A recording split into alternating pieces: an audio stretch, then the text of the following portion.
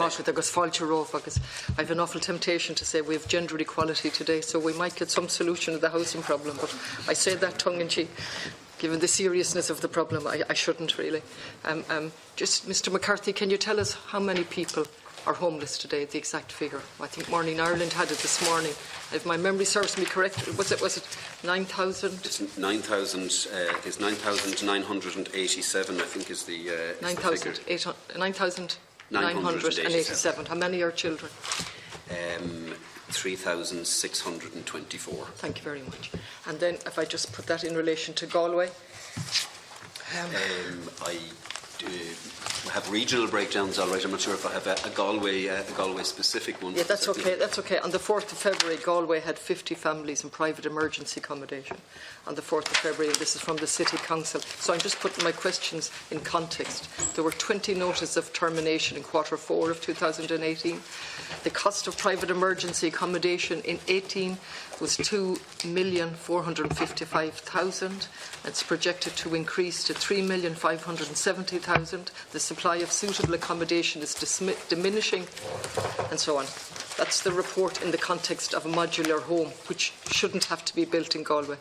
That's the context in which I'm asking my questions today. So while I understand you're carrying out government policy, I do believe there's a certain spin to it, although you have quite rightly rejected that. But if we have almost 10,000 people homeless, and the figure is there, there's a spin going on with all of this social housing and public housing. Okay, I hear your protestation. Absolutely, okay. I can't. Okay. In terms of the work that's been done. Okay, I'm going to do two things. I'm going to ask a number of questions, and I'm going to just on housing. But first of all, I'm just going to look at the accounts and vote 34. That's what we're dealing with, Chair, isn't it? Yeah, housing planning and local government. Yeah. So if we just look at just governance issues and internal financial control on page 5. And I just want to go quickly through this. There was issues from an internal financial control issues in relation to management of accommodation and homeless funding, and there were weaknesses identified. So let's take the management of accommodation. How much money was in question there in relation to the issues identified? Then you're talking about a procurement register, which should include expiry dates for contracts, very basic stuff, and a revised procedures manual. So, very quickly, how much money was involved? The faults identified, are they now rectified, and are those in place? Just 1, 2, 3. In terms of the management of accommodation, the issues that arose there were. No, I see the issues. I see the issues. They're listed out. Is there a procurement register in place, which includes the expiry dates? Is there a procedures manual in place, and how much money was involved? There is a procurement register in place now, Deputy. There were four contracts under that management of accommodation heading across catering, cleaning and security. The total between them would have been 145 to 23, about 400,000 euros. If my maths are 3 of those contractual arrangements have since been regularised, and the fourth one is in the process of being regularised. The tender process should get underway next. The money amounted to 400,000. 3 have been regularised. 1 is in process. And is there a procedures manual in place, a revised? Yes, there is, Deputy, and we're in the process of recruiting a professional procurement advisor as well to make sure that we get those issues right. Okay. In relation to homeless funding, how much money was involved here? Issues were identified here as well. I suppose there wasn't the issues that were identified, Deputy, weren't in relation to any sort of specific transaction. They were more looking at governance issues and and some of the. Well, I'm just asking you to reply. I'm reading it, and I don't want to take up my time. Homeless funding, an internal audit of the management of homelessness during 2017 noted a number of areas where control relating to the oversight, which is our function here. So, what has been done in relation to that? How much public funds was involved there? The protocols have been reviewed and so on. The internal audit didn't identify any public funds specifically at risk. It identified where there were issues around process, issues around governance, and so the internal audit report is produced, and then there's a set of actions that are put in place. Have those actions been acted on? Those actions have been significantly. What hasn't been acted on? Maybe it might be easier. In fact, in that one, the latest update from the internal audit unit is that there are no outstanding recommendations. No outstanding, great, well done, thanks very much. Now, just staying on those accounts, I'll just move back, and in relation to the Urban Development Fund. Sorry, I'm going to leave that for a moment, and I'm going to come back to that one if I have the time. I might come back in the second round. I want to go to HAP. Housing Assistance Payment. All right. And I want to go to all of the money, including HAP, that's going in to sustain a private market that's simply unsustainable. So let me ask you, Mr. McCarthy, to clarify something here. And thank you for all the documents. They're extremely helpful. I want to say that. And it's a good way to proceed with this. And so the detailed, I'm looking at your 26th of February 19 from your department, from yourself. And on the second page, the detailed results of the 2018 SSHA were published. Now, it showed that 71,858 households were assessed as in need of social housing. And presumably that's rising, is it?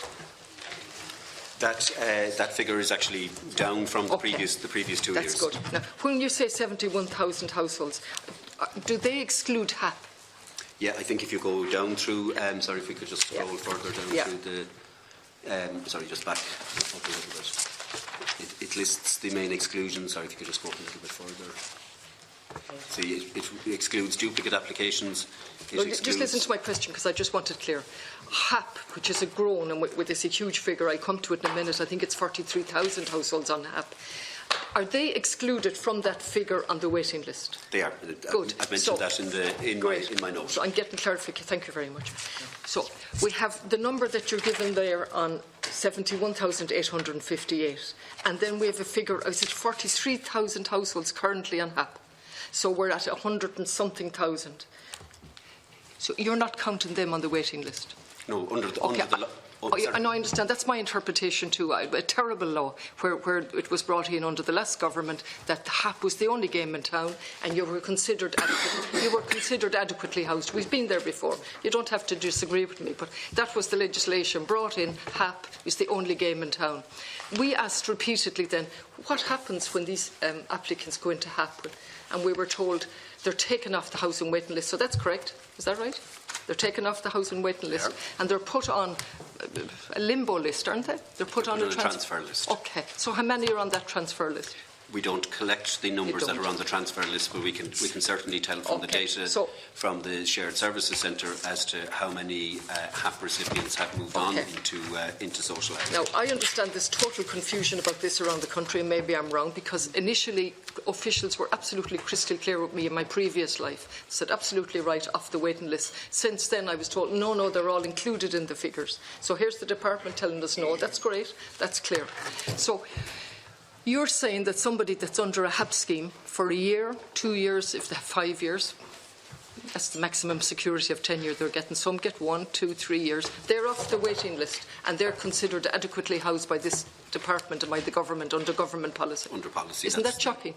That's the policy. That's the policy. Great, lovely. Lovely, thank you. And then on that HAP, how much is going to it? Housing assistance payment from the Controller and Auditor General's report, 153 million in 2017. Isn't that right? That's correct. On HAP alone? On HAP. On HAP alone. Right, yep. On the rental accommodation scheme alone, 143 million. I'm looking at it. Sorry, I'm racing through it. 117 in each chapter. And he gives us the supports, and it comes to 636 million going straight into the private market. Isn't that right? So, no, 153 and 143 is... Rental accommodation scheme? It's 296. Sorry, 636 million in total under rental accommodation support. Including rent supplement. Yeah. And these payments are going direct into a private market where it's going up and up and up. Isn't that right? Rents are absolutely unsustainable. It is impossible. I mean, this is the report from the council. I'm sticking to facts. Impossible to get private accommodation in Galway. But the government policy is to put more and more money into the private market. So we take HAP alone for that year, 2017. It jumped then, I understand, to 300 million in 18. Is that right? The HAP payment. 277. Is that the precise figure? 277 for 218. I understood it was 300 million now, but 277 was the 277. actual. What's the projected figure for 299 for 2019? It is 423. Sorry, what did you say? 423. 423 million. Now, please just let me dwell on the figure. I'm not good on figures.